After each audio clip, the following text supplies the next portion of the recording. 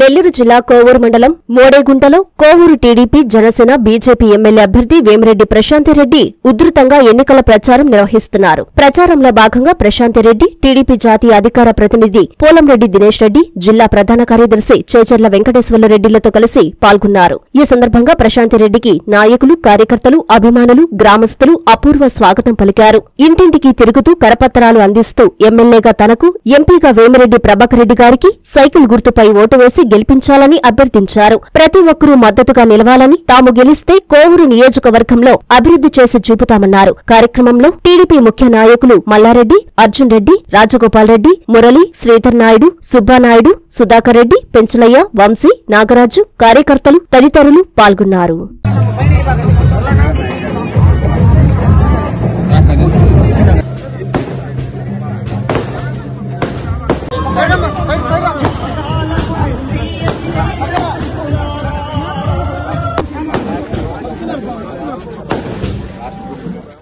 ఇదే మా ఆహ్వానం. ప్రజాదళం కార్యక్రమానికి ఇదే మా ఆహ్వానం.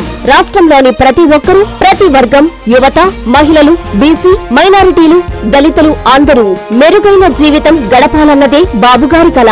మన నియోజకవర్గంలో ఆయన కల సాకారం చేయడానికి బాబుగారు నన్ను ఎంచుకోవడం నా అదృష్టంగా భావిస్తున్నాను.